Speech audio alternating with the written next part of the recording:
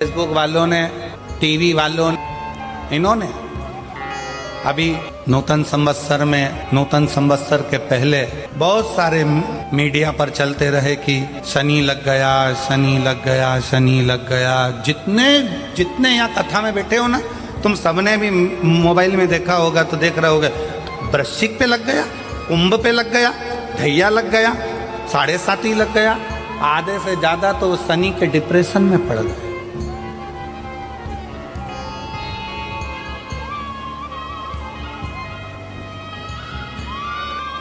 अरे भाई, शिव महापुराण की कथा को उठाकर देखिए। दुनिया के लोगों को शनि लगता है, शनि को शंकर लगता है।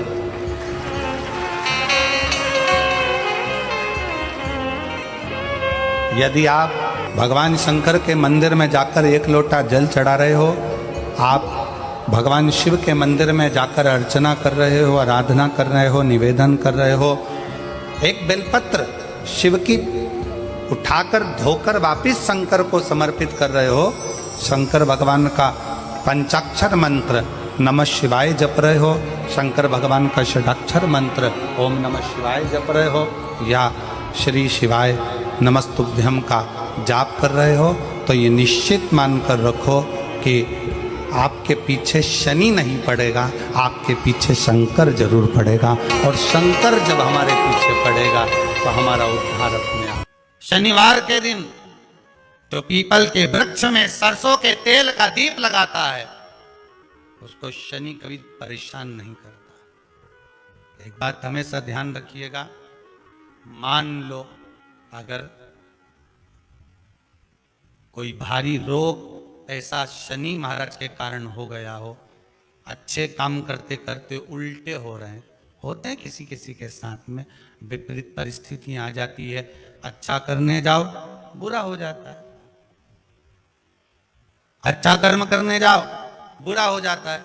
तो पीपल के वृक्ष की जो छाल होती है, छाल देखिए, पीपल के वृक्ष में जो छाल लगी होती है, उस छाल को घिसकर चंदन बनाकर भगवान शंकर का स्नान कराकर, अभिषेक कराकर, पूजन कराने के बाद में पिपलेश्वर महादेव का नाम लेकर, कौन से महादेव? पिपलेश्वर महादेव का नाम लेकर वो जो घिसी हुई छाल होती है, उस छाल का तिलक भगवान शंकर को लगा लो और उसी का थोड़ा सा भाग अपने कंठ पर, मस्तक पर लगाना प्रारंभ कर दो। धीरे धीरे जो विपरीत दशा है वो सुधरना प्रारंभ हो जाती है। पर नाम याद रखना, पिपलेश्वर, जम के बोलिए, पिपलेश्वर महादेव भगवान शंकर का एक अवतार है, पिपलाद अवतार।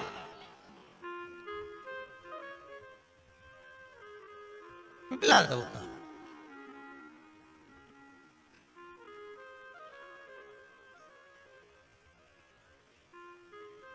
जब दधीचि ऋषि की अस्थियां चली गई, उनकी धर्मपत्नी सुहास ने देखा मेरे पति को मार दिया गया, मेरे पति की अस्थियां ले गए राक्षसों का संहार करने के लिए, उनकी अस्थियां लेकर चले गए, मेरा पति चले गया।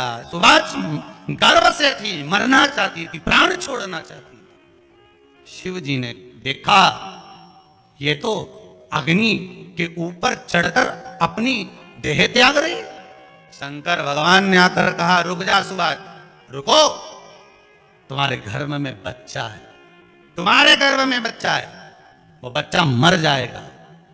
अब इस बच्चे को जन्म देकर भी क्या करूंगा? नहीं भी, तुम्हारे गर्भ में जो बच्चा है वो महाज्ञानी है, तुमने मुझसे प्रसाद के रूप में मांगा था, कहा था शिव जैसा पुत्र होना चाहिए, तो क्या तुम शंकर को नष्ट कर दोगे? मैं शंकर को जन्म दूंगी। सुभाष ने 2 पत्थर उठाए, अपने गर्भ पर मारना प्रारंभ करा, गर्भ पर मारा, बच्चे ने जन्म लिया। बच्चा 7 महीने का था। उस बच्चे को उठाकर पीपल के कोटर में रख दिया। पीपल की कोटर, एक गिलहरी पीपल के फल को लेकर आती थी, पिपलाद के मुंह में देती थी। शिव का एक अवतार, इसलिए शंकर का नाम ही पिपलेश्वर महादेव। शिव का एक अवतार पिपलाद के रूप में हुआ। तुम क्यों चिंता करती हो? तुम चिंता मत करो, तुम्हारा पुत्र जन्म दो तुम। और दिया धन सुभाष ने, उसके बाद प्राणों को त्यागा। और उस पीपल के कोटर में अगर भरण पोषण करने वाला कोई था तो वह देवाधिदेव महादेव था। फिर निवेदन करेंगे, माता के गर्भ में बच्चा रहता है, उसका भरण पोषण करने वाला मेरा देवाधिदेव महादेव है। अगर जन्म उसने दिया है तो मृत्यु भी वो देगा। अगर तुमको कुछ ज्ञान दिया है तो अच्छी जगह पर भी वही पहुंचाएगा। आप जो अभिलाषा लेकर आते हैं, बच्चे कहते हैं हमारी नौकरी नहीं है, सर्विस नहीं है, हम इस कॉलेज में पढ़ना चाहते हैं, हम इस जगह जाना चाहते हैं, हम इस पद पर जाना चाहते हैं, बस इतना याद रखना, तुम्हारा भाग्य बुरा नहीं होता। कभी भी याद रखना, संसार में जिसको भगवान ने जन्म दिया उसकी किस्मत कभी बेकार नहीं हो सकती। अगर भगवान तुम्हारी किस्मत बेकार होती तो जानवर बनाकर पैदा करता, इंसान बनाकर नहीं। किस्मत अच्छी थी इसलिए इंसान बनकर पैदा हुआ, जानवर बनाकर पैदा नहीं करा।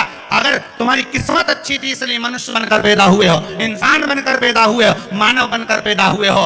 भगवान को दोष मत देना कि भगवान ने किस्मत बेकार दी है। भगवान ने किस्मत अच्छी बनाई है इसलिए तुझे मृत्यु लोक में जन्म दिया। भगवान ने भाग्य अच्छा बनाया इसलिए तुझे शिव महापुराण की कथा सुनने का मौका दिया। नहीं तो भाग्य में नहीं होती तो कहां से मिल जाती? किस्मत अच्छी है तो भगवान नौकरी भी लगाएगा, धंधा भी करवाएगा, सर्विस भी कराएगा, विवाह भी करेगा, शादी भी करेगा, मकान भी बनाएगा, जायदाद भी देगा, संतान भी देगा। उसने दिया है पेट तो भरेगा वही। हम काय को अपने माथे पर ले? मैंने इतनी पढ़ाई कर ली, मैं इंजीनियर हो गया, मैं ये बन गया, मैंने तो ये कर लिया, उसके बाद भी मैं घर में बैठा हूं, मेरा छोरा घर में बैठा, इतना पढ़ने के बाद बैठा। जन्म उसने दिया है, भाग्य उसका है, किस्मत उसकी है, तो कहो उसको कि शंकर का भजन कर, मंथन करे, मक्खन निकलेगा और घी भी जरूर बनेगा। हारना मती, जब तेरे 3.5 करोड़ बार गिनती मत करना, गिनती वो करेगा। तू तो भज, तू कुबेरेश्वर का स्मरण कर, तू महाकाल का स्मरण कर, तू काशी विश्वनाथ का स्मरण कर, तू महाकाल राजा का स्मरण करके तो देख, शिव का भजन कर। 1 लोटा पानी ले जाकर रोज चढ़ा शंकर जी के मंदिर में जा। शिव से भजन करने में क्या देरी? नहीं जा सकता शिव मंदिर में जाने में? बच्चों को अगर शर्म आती हो तो बेलपत्री के पेड़ के नीचे पानी चढ़ाया, वो भी नहीं कर सकता तो पीपल के पेड़ के नीचे चढ़ाया, वो भी नहीं कर सकता तो आंवले के पेड़ के नीचे चढ़ाया। पर कहीं जुड़ तो सरी, एक बार साध तो सरी, पकड़ने का प्रयास तो करो परमात्मा को। तुम भगवान को एक बार पकड़ लो फिर परमात्मा नहीं छोड़ता। पूतना ने एक बार गोदी में लेके दूध पिलाया था, बाद में पूतना कह रही थी छोड़ दे छोड़ दे छोड़ दे, आकाश में उड़ गई, छोड़ दे छोड़ दे। भगवान के आई काय को मोसी, काय को आई पर आई है तो दूध पिलाया है तो फर्ज तो अदा करूंगा, ऐसे थोड़ी नहीं छोड़ दूंगा। तुम भगवान को 1 लोटा पानी चढ़ा दोगे, भगवान को दूध चढ़ा दोगे तो भगवान ऐसे ही छोड़ देगा क्या? पकड़ लेगा, छोड़ेगा ही नहीं। फिर तुम कहोगे भगवान छोड़ दे, भगवान छोड़ दे। कहाँ कथा का रस लग गया लोगों को। अब दुनिया के लोग सोचते हैं अब मैं कथा भी नहीं सुनूंगा, मैं घर में काम करूं, दुकान में काम करूं कि कथा सुनूं। और रात्रि के जैसे ही मोबाइल खोल के बैठा, आज देखो इनके यहाँ पितृदोष होता है, काल सर्प दोष होता है, वास्तु दोष होता है। उनको ज़्यादा कुछ नहीं करना होना। महाराज एक बेल का फल लीजिए। क्या लेना है? बेल का फल, बेलपत्री का जो फल होता है उसको ले लो। उसके अंदर का जो गुर्दा होता है, अंदर का जो भाग होता है उसको निकाल दीजिए। और उस बेल के फल में आटा सेक कर उसमें शक्कर मिलाकर उसको उसके अंदर भर लीजिए। अमावस्या के दिन सुबह 10 बजे से पहले उस बेल फल में जिसमें तुमने पंजेरी भरी है, आटा सेक कर भरा है शक्कर के साथ में, उसको अपने घर में घुमाने के बाद में जिसको काल सर्प दोष बताया है, पितृदोष बताया है या वास्तु दोष का स्मरण बताया है, घर में सब दूर घुमाकर अपने परिवार का हाथ का स्पर्श कराकर पीपल के पेड़ के नीचे का खड्डा खोदकर उस बेल पत्र के उस फल को दाब दीजिए। उस फल को उसमें दबा। महाराज केवल एक अमावस्या करना रहता है, पितरों के दोष से मुक्ति मिलती है और हमारे घर के कार्य सफल होना प्रारंभ हो जाते हैं। कार्य की सफलता होती है, कार्य में सफलता प्राप्त होने लगती है।